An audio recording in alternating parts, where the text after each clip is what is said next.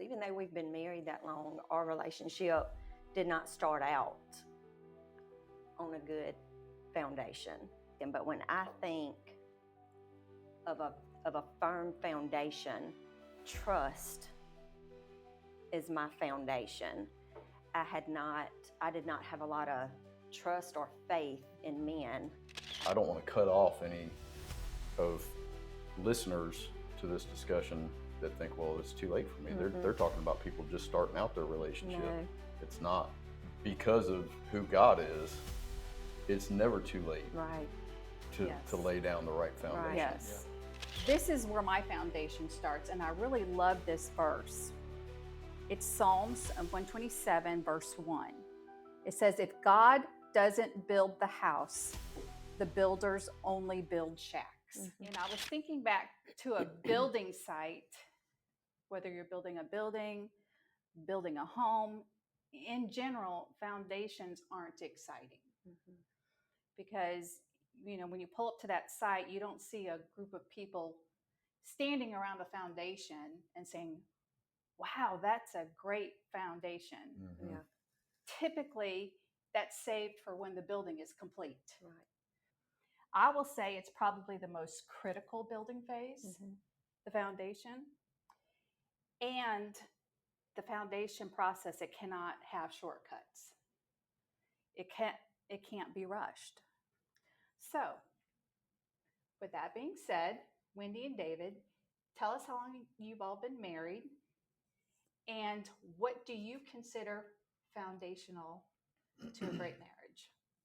How long have we been married? 30 years in March. Mm-hmm. All right. A long time. And y'all got married when you were 12. Yes. Right. And a half. Just in case 12 and a anybody's half. trying to figure out how old you are. We were extremely young. Yeah. I think I was 19 maybe, or 20. Yeah.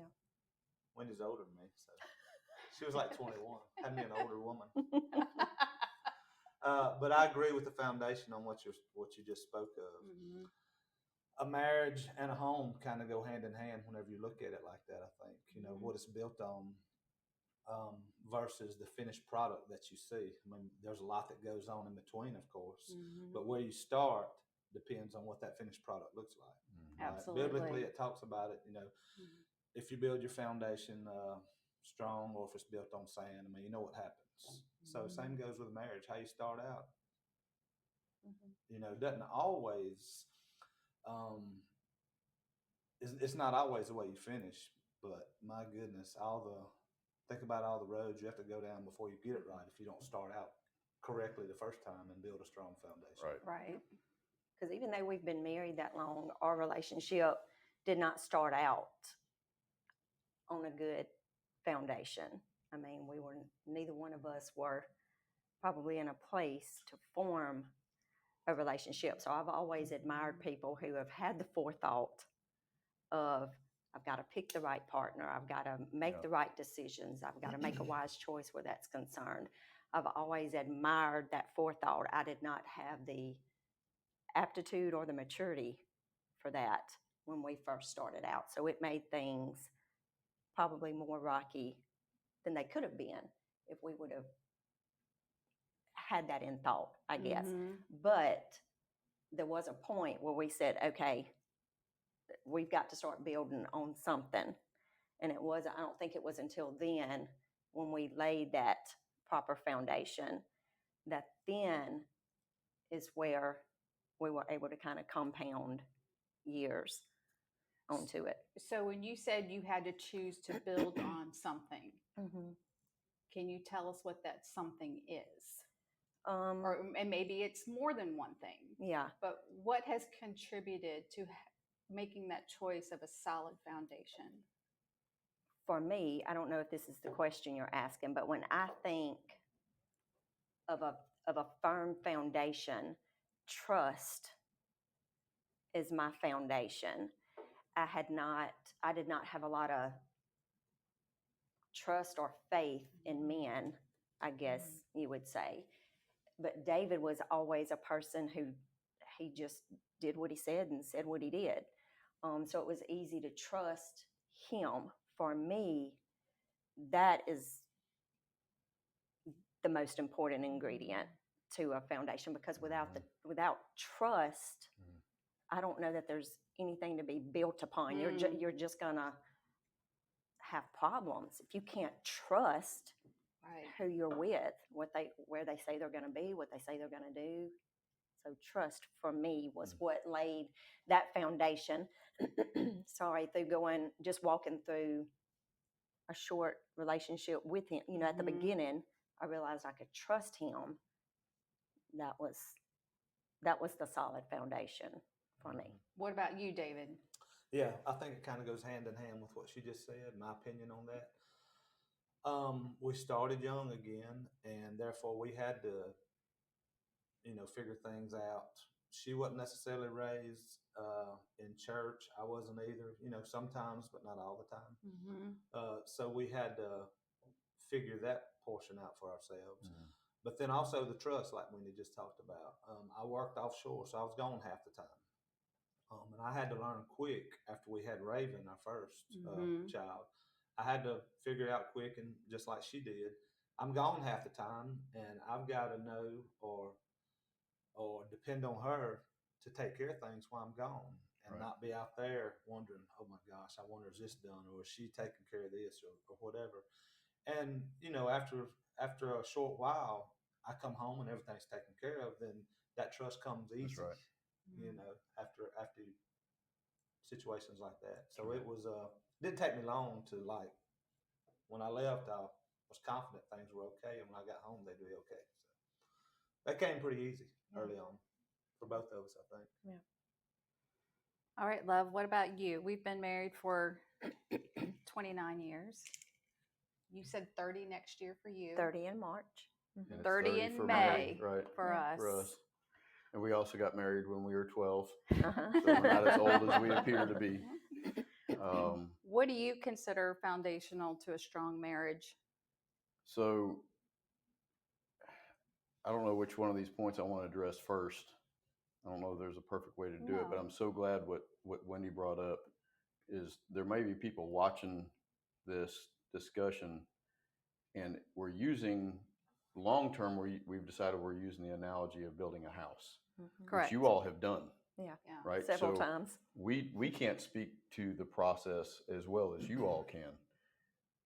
But for some people that are watching and thinking, we've been married 6 or 7, 8 years, and we don't have a solid foundation. Yeah. Which is good. This is just an analogy. Right. Because of who God is, it's never too late. Right. To lay down the right foundation. Yes. Yeah. Right? God can do things that we cannot do in the physical. He can take the whole house off the faulty foundation and lay that new foundation and put the house back in order. So I felt like I don't want to cut off any of listeners to this discussion that think, well, it's too late for me. They're talking about people just starting out their relationship. No. It's not. Yeah, I don't care how long. I don't care if you've been married as long as we have. Right. When you come to the realization you're not doing it the way God designed for it to be done, you can start it over. There's always hope. Yes. Always hope. So when you kind of gave us this assignment, so to speak, the first thing that really came to mind is if we're not doing it the way God designed for us to do it, we will never succeed in marriage or any relationship for that matter. So you have to decide for yourself, do I believe in who God is? Because if you don't, this whole conversation is not going to work for you. Right. And that's not a judgment. It's just a statement of fact. Genesis 1:1, in the beginning, God created the heavens and the earth. So if you don't subscribe to that, then you're always going to do your own thing and make your own choices for your morality, what your ethics are, what your belief system is. If it doesn't line up with the actual manufacturer of mankind, you're off and you're never going to get right. We're selfish by nature. Absolutely. Without him, we are selfish by nature. Absolutely. And in a marriage, you have to be the polar opposite of that. Correct. You cannot be selfish. Absolutely. So first off, when I think foundation, I think You have to choose Mhm. to subscribe to the fact that we are here because we have a creator.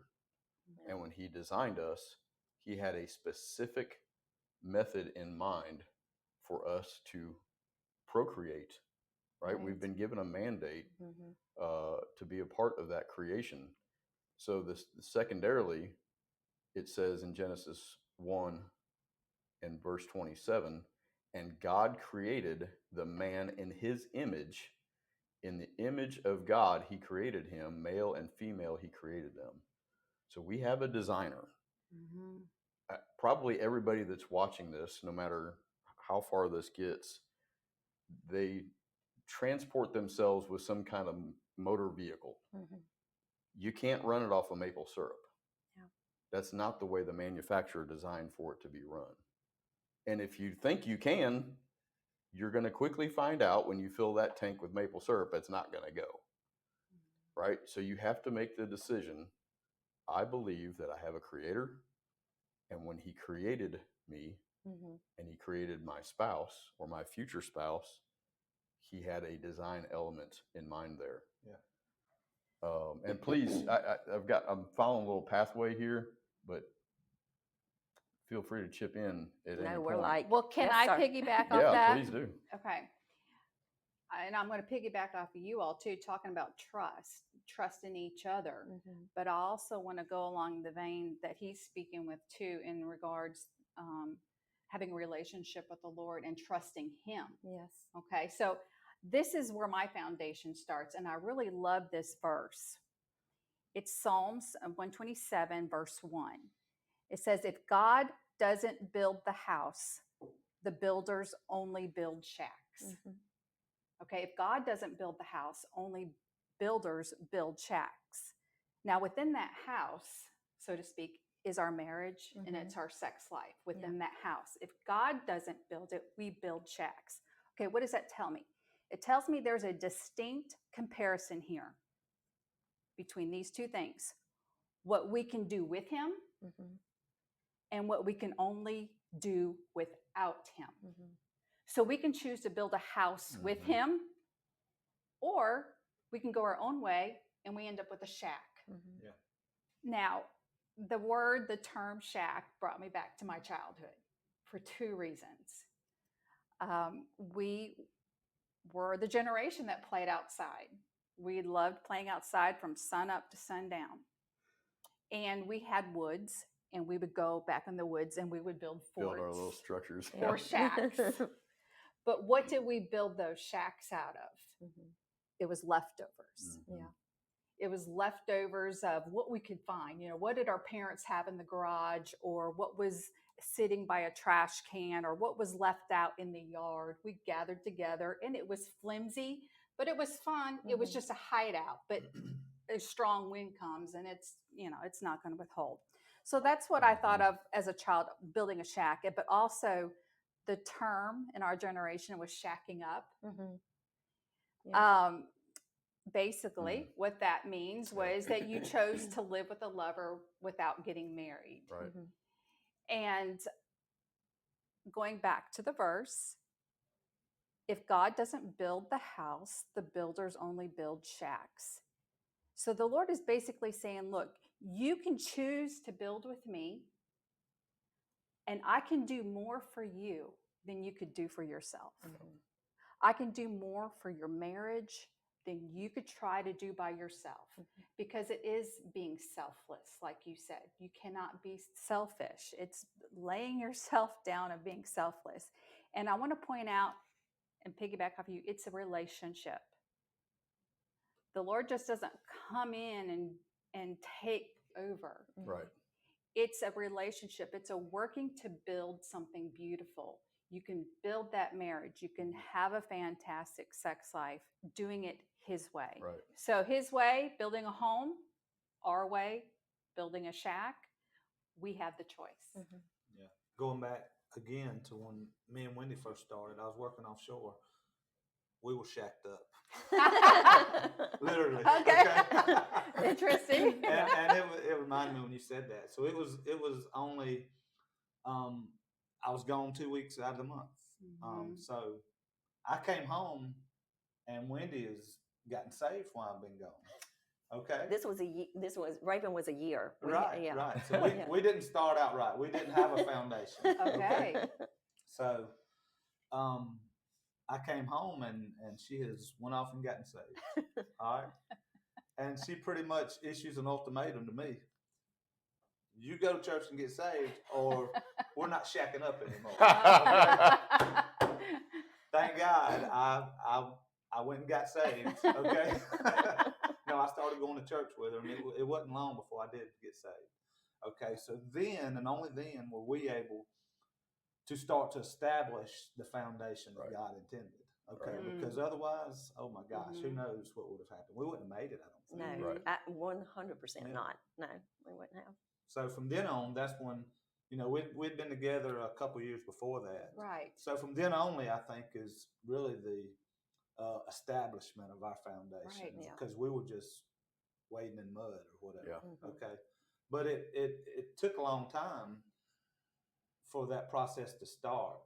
And like you mentioned earlier, the foundation takes way longer than the rest of the house. Yes. We've built a lot of houses.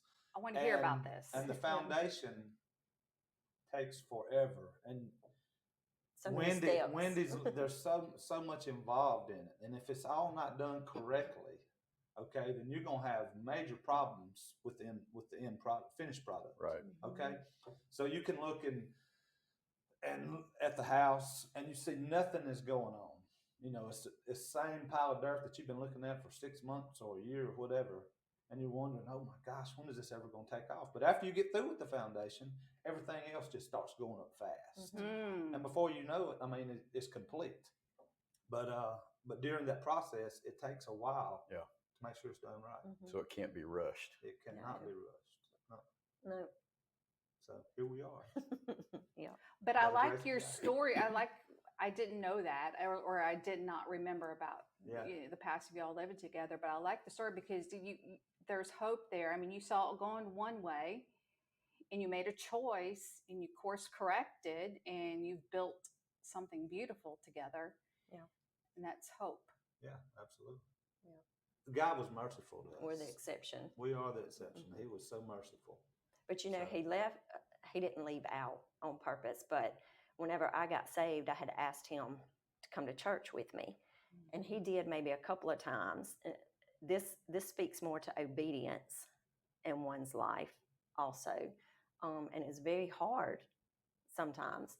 But he went maybe a handful of times, and he said it was not for him. Yeah. So I had a decision to make. Yeah. That was one. It was pretty gut-wrenching at the time. We had bet. Raven. She was just a year old. Yeah. I didn't get saved until she was 10 months old. And David got saved. She was a year old in December. David got saved in February. But when he made the decision that he wasn't going back, it was not for him, then came my decision. Right. The Lord's like, okay, what am I going to do with you? He was requiring some things of me. You're not going to be able to stay with him. Now, this is our situation. You're not going to be able to stay with him. I'm not walking in that with you. That was something I clearly heard the Lord say. So I had to go to him and say, I love you. I don't want to leave. I would never keep you from Raven, but I can't.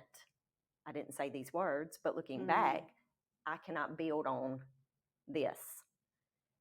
And so, thank God, he honored, and I know this is not everybody's story, and that breaks my heart for people who have to walk through so much longer periods of time of their mate not being willing to put what they need to put into a marriage. But he gave it a second chance, and as he said, the Lord was merciful. He got saved within just a few months, and it was not until then that we said, okay. And then we still floundered. Oh, good gracious. The Lord trying to straighten us out. It took a minute. it took 30 years. He's still working on us. Right. But the Lord is going to require some obedience Right. in some situations, some laying down of yourself in some situations in order to start that new foundation. Yeah. And I don't think he's requiring our perfection. He never No. requires our No. perfection. Mm-mm. It's just Just a a step. willingness. Yes. Yeah, a willingness to partner with him, a willingness to have a relationship with Mhm. him, to say, okay, this marriage belongs to you, because that's what we did at the altar. Mhm. Mhm. We came That's into right. covenant and we said, "Lord, this marriage is not only just to him and I, but it belongs to you. How do you steer the ship?" And we have to Right. have that relationship to listen. And yes, he requires things of us because he sees what's best. He's trying to get us to that beautiful Yes. end product. Thought we were talking about sex too. We're gonna get there. It's Yes, yes. We can't get there until we lay this foundation. I'm a simple guy and I like simple Mhm. phrases. Mhm. And one of those is process is greater than outcome. Mhm. If you're so focused on the outcome, if they saw the title and said, "Oh, I want to have great sex tonight," Yeah. so I'm going to watch this video, and they're sorely disappointed, right? Because we didn't even get there. David's over there disappointed, and so I get it. But you can't skip the process. Right. Yeah. That's right. Absolutely. And if you try to gloss through or rush the process, of which you articulated for us already about trying to rush a foundation, the outcome is not going to be what you expected for it to be. You're going to be in the either. same situation that you're wishing you were out of right now. Yeah. You've got to 100%. get that foundation. So I would just encourage anybody, if they are trying to follow along with our process here, that we're trying to get you not one night of a great sex Right. experience, Mhm. but a Lifetime, lifestyle yeah. and Mhm. a lifelong commitment to Right. a partner that you Right. still enjoy having sex with, Yeah. like you did when you were in your 20s. 30 Yeah. years later. Mhm. But you can't skip all these steps Absolutely. Right. and just jump to that. Right. Agreed.